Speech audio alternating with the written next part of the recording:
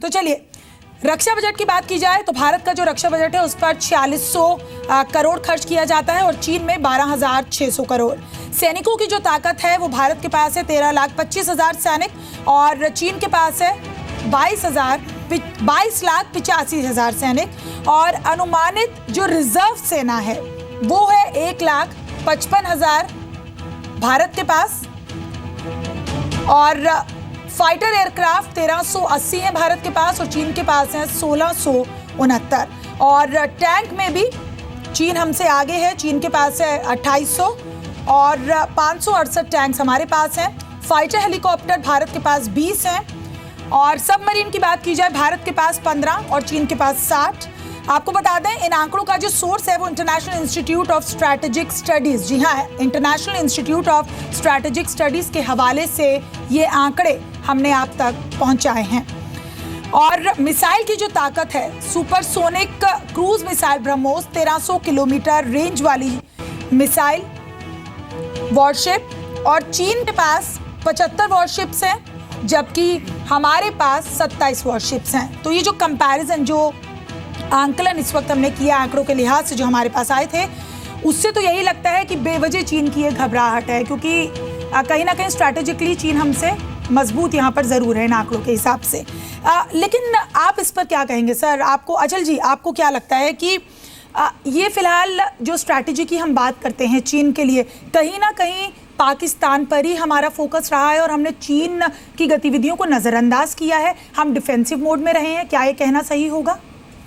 देखिए, सबसे पहले तो मैं ये कहना चाहूँगा कि हमें इस निष्कर्ष पे एकदम से नहीं पहुँच जाना चाहिए कि चीन डर गया या चीन बौखला गया। चीन का रिएक्ट करना बनता है, अगर वो नहीं करता तो वो कुछ अजीब बात होती और जो उसने रिएक्ट किया वो एक डॉटेड लाइंस के ऊपर उसने रिएक्ट किया। लेकिन वो तो हर मुद्दे पे रिएक्ट करता है फिर। जी जी, मैं आ रहा हूँ धीरे धीरे।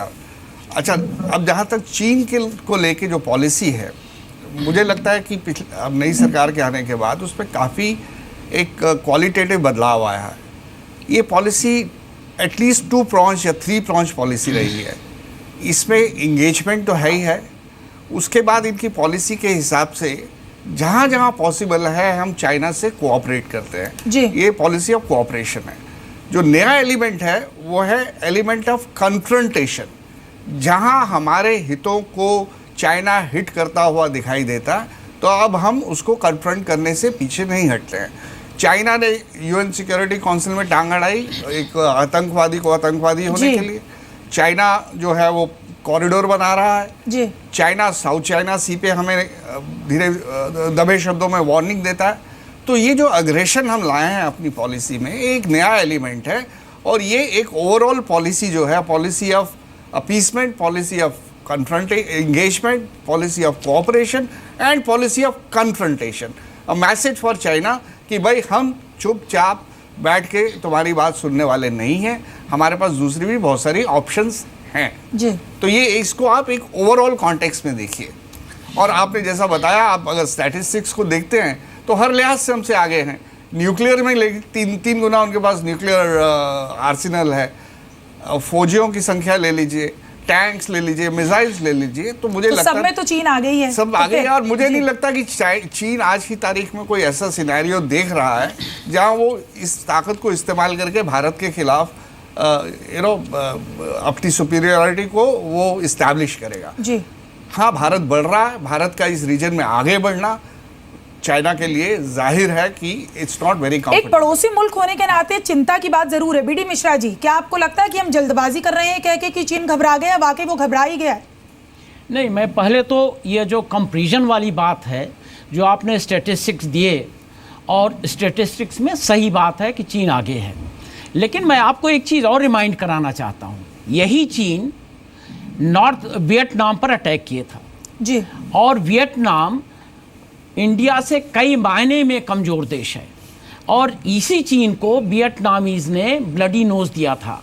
आज के दिन में हो सकता है कि हमारी प्रीवियस पॉलिसीज़ इस तरीके की रही हों।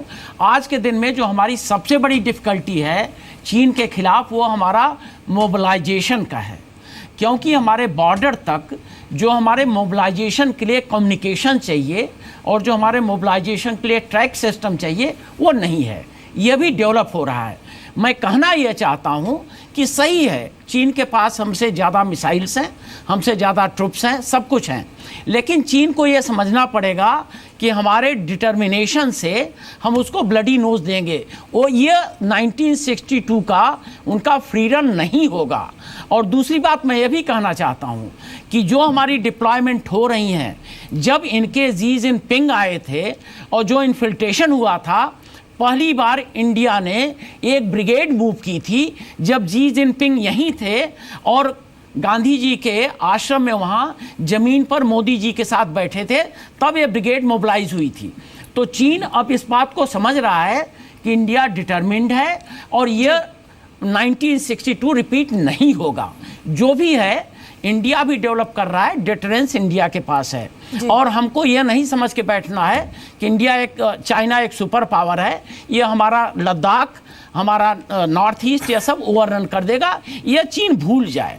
और ये डिटर्मिनेशन मैं चाहता हूँ कि हमारे पूरे देशवासियों में कम्युनिकेट हो कि हम ऐसे कमज़ोर नहीं कि अब चीन फिर वही 1962 रिपीट कर देगा। जी चलिए अभय दुबे जी, ये बताइए कि अभी एग्रेशन का जो एलिमेंट है हमारी स्ट्रैटेजी में सरकार की, वो पहले देखने को नहीं मिला चीन के रिश्तों के साथ। 2002 में ब्रह्मोस मिसाइल लॉन्च की गई, अब इतने साल बीत गए, अब जाके इसकी तैनाती की बात कही जा रही है। तो जब आपकी सरकार थी तब ऐसा क्यों कुछ नहीं हुआ? ये आपको ये समझना होगा, जी। जैसे मैंने आपको बताया कि 2013 में कैबिनेट कमेटी ऑन सिक्योरिटी ने ऑफेंसिव माउंटेन वॉरफेयर पर 64,000 करोड़ रुपए सैंक्शन किए। उसी का तो हिस्सा है ये डिप्लॉयमेंट। और उस समय भी हमने 45,000 ट्रूप्स वेस्ट बंगाल में हमने उसका डिवीज़न का हेडक्वार्टर बनाया। तब भी चीन ने यही ऑब्जेक्शन फाइल किए थे। 2009-10 में भी हमने असम में अरुणाचल को लेकर बनाया। और ये भूल जाते हैं लोग कि 67 में चोला में और नाथुला में हमने परास्त किया है। 340 सैनिक मारे गए थे चाइना के, वो कब्जा करने आए थे। 86 में अरुणाचल प्रदेश को स्टेटहुड दिया, तब भी उनका यही रिएक्शन था। आज परिस्थितियां बदल गई है। आज दोनों देश वो समझते हैं कि भारत भी न्यूक्लियर पावर है।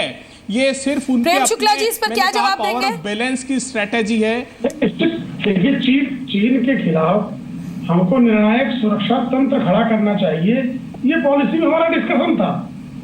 उसमें थोड़ा सा बहुत धीमी गति से इम्प्लीमेंटेशन की कोशिश थी और वहां से घुड़कियां मिलने पर हम शांत बैठते थे, जवाब नहीं देते थे। 2014 तक की 1962 से 2014 में 3 घटनाओं को छोड़ दिया जाए। और जिन 3 घटनाओं में भी हमको जब विश्व समुदाय ने साथ दिया, अरे अभी पाकिस्तान के थ्रू इन्फिल्ट्रेट कर रहा है भाई।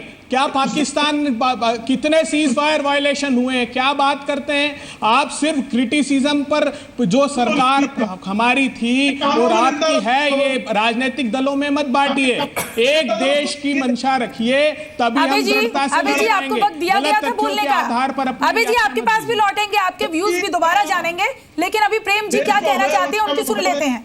जी प्रेम जी बताइए। देखिए, ब्रह्मोस मिसाइल हमारे पास जो है वहां तैनात करने की राजनीतिक इच्छा शक्ति ये पहली बार जागी है। वियतनाम को हम ब्रह्मोस बेचेंगे, ये इच्छा शक्ति पहली बार जागी है। साउथ पैसिफिक सी में हम अपने इंटरेस्ट को देखेंगे, ये पहली बार जागी है। ये जो भी कोई भारत चीन संबंधों में, ये मैं नहीं कह रहा हूं कि भारत जो है उनके समक्ष जो है चरणों में लेटा पड़ा था, लेकिन कई बार घुटनों पे खड़ा दिखाई दे रहा था। वो अब सीना तानकर खड़ा है और इसकी आवश्यकता है। और विश्व समुदाय आर्थिक रूप से, सामाजिक रूप से आपका सहयोग भी करेगा यदि आपके चीन के विस्तारवाद को अंतरराष्ट्रीय मंच पर सिद्ध करने का प्रयास करेंगे। हम ये प्रयास कर रहे थे कि आप अंतरराष्ट्रीय मंचों पर चीन किस तरह से कर रहा है। अभय जी आप बोलिए, जवाब दीजिए। धमकाइयां दे रहा था, चमकाइयां दे रहा था। प्रेम जी अब अभय जी क्या कहना चाहते हैं सुनिए। कितनी शर्मनाक बात है कि एक राजनीतिक दल के प्रवक्ता सरकार के ये कहते हैं कि घुटनों पर देश खड़ा था।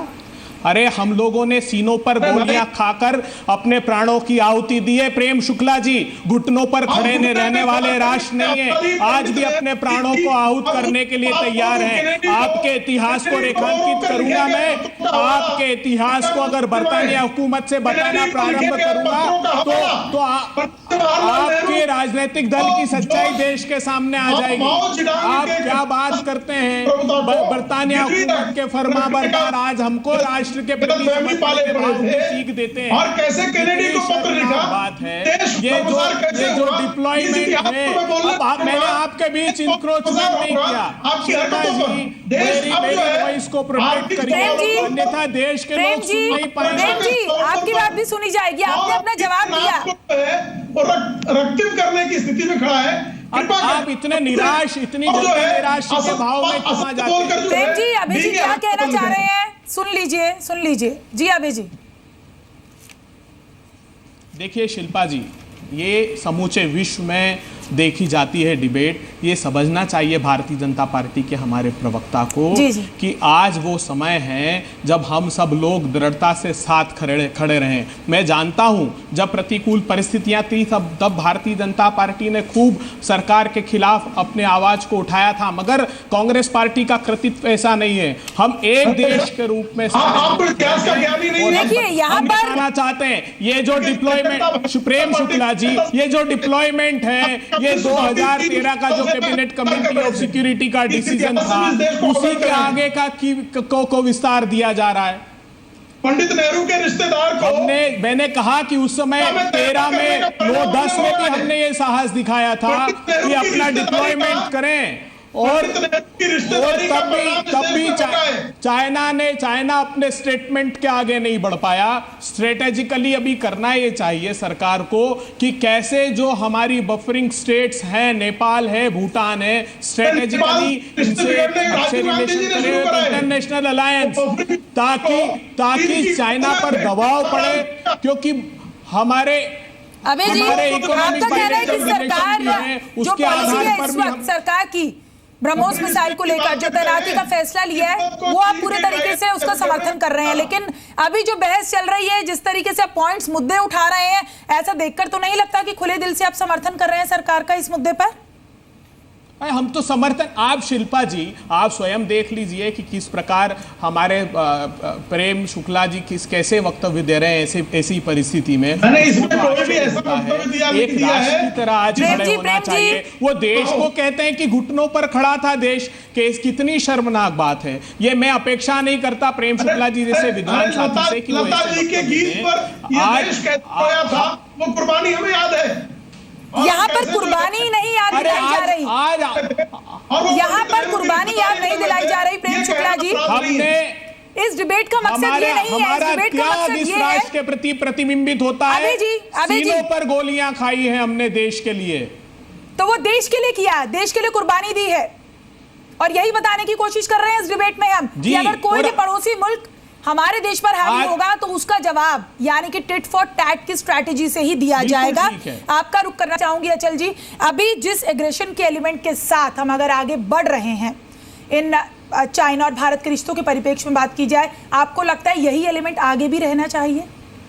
जी हाँ, जैसा मैंने पहले कहा कि हमारी जो चाइना पॉलिसी है ये वन पॉइंट पॉलिसी नहीं है, और इसमें अब जो एग्रेशन का एलिमेंट हमने इंट्रोड्यूस किया है उसका एक पर्पस है, और जो भी सरकार जो पावर में होती है वो परिस्थितियों के मुताबिक ही स्टेप्स लेती है। मैं थोड़ा सा इस बात से सहमत नहीं हूँ कि पिछली सरकारें जो थी वो चाइना के सामने घुटनों पे थी। जी। अगर हम इतिहास पे एक नज़र मारें तो बहुत सारे साल ऐसे गुजरे हैं। इनफैक्ट इंडिया चाइना बॉर्डर एक ऐसा बॉर्डर है जहाँ statistically least number of casualties हुई हैं।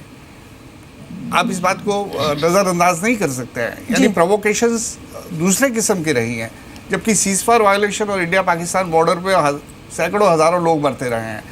तो ऐसी परिस्थितियां नहीं थी कि जिसमें शायद इंडिया को बहुत एग्रेशन लेना होता, एग्रेशन वाला रवैया भी नहीं था, और ज़रूरत भी शायद नहीं थी, इतनी ज़रूरत नहीं थी शायद। और चाइना का जो रुख था वो अपनी मिलिट्री पावर बढ़ाने का तो था, लेकिन वो वर्ल्ड को इकोनॉमिकली कॉन्कर करने पे फोकस कर रहा था। तो उनकी जो इकोनॉमिक एक्सपेंशन हुई है उसको हमने पूरी तरह से काउंटर नहीं कर पाए। जैसे अफ्रीका में पूरा छा गए through loans, through lines of credit, through दुनिया भर के उन्होंने इंसेंटिव्स दिए, तो वहाँ शायद हम उनको काउंटर नहीं कर पाए। जी। जो अब लेट रियलाइजेशन हो रही है तो उसको भी हम धीरे धीरे काउंटर करने की कोशिश कर रहे जी। हैं। ये एलिमेंट बना रहेगा। ये एक दोनों सरकारें समझती है कि इसके पीछे मंशा क्या है, मतलब इसकी दोनों को मालूम है आज की डेट में they are not going to war at each जी। अदर। इसका इस्तेमाल होने वाला नहीं है, लेकिन बोलना ज़रूरी है। चाइना चुप करके बैठेगा तो उसको मिसअंडरस्टूड, आई मीन वो उसका सिग्नल से दूसरे चले जाएंगे। चलिए, वॉर इंडिकेशंस नहीं है, हाँ। जैसे आपने जिक्र और ये किया, लेकिन क्या चीन की घबराहट की एक वजह ये भी है कि ब्रह्मोस की मारक क्षमता शिल्पा जी। वाली उसके पास ऐसी कोई मिसाइल ही नहीं है, कुछ ऐसा उसके पास है ही नहीं जो इसे कॉम्पीट कर सके। देखिए ब्रह्मोस की तो बीडी मिश्रा जी, ये आपका ज़्यादा भी बताएंगे, जी, लेकिन जी। मैं बता देता हूँ कि ये तो देखिए, 290 किलोमीटर है। देखिए उनके डीप पेनिट्रेशन नहीं कर सकता है ब्रह्मोस। देखिए, ऐसा है। सर्टेन एरियाज यूनान और कौन सी एक जी, मिश्रा। province है। ऐसा है कि ये टैक्टिकल वेपन्स हैं, ये स्ट्रेटजिक वेपन्स नहीं है, न तो इंटरकॉन्टिनेंटल बैलिस्टिक मिसाइल हैं। और इससे अगर ये हमारा डिप्लॉयमेंट भी होता है तो इसमें कोई बैलेंस ऑफ पावर नहीं बिगड़ता है। लेकिन चाइना हर चीज़ पर, आप वहाँ पर एक सड़क बनाते हैं उस पर ऑब्जेक्शन करेगा, आप कोई अपनी ट्रूप्स डिप्लॉय करते हैं उस पर ऑब्जेक्शन करेगा, आप कहीं नेविगेट करते हैं उस पर ऑब्जेक्शन करेगा, साउथ चाइना सी पर आप जापान से मिलते हैं उस पर ऑब्जेक्शन करेगा। तो ये चाइना की एक स्टाइल है, और वो चाइना की स्टाइल है पिन प्रिक्स की। वो चाइना की स्टाइल है अपने यहाँ एक नेशनलिज्म और डोमिनेशन ऑफ वर्ल्ड। और चाइना का जो इतनी पॉलिसी है वो शुरुआत होती है power flows out of the barrel of the gun. यहाँ से शुरू किया। सबसे पहले उन्होंने अपने देश को स्टॉप करके अपने यहाँ देश पर में BD Mishra ji, domination of war का, जैसे कि आपने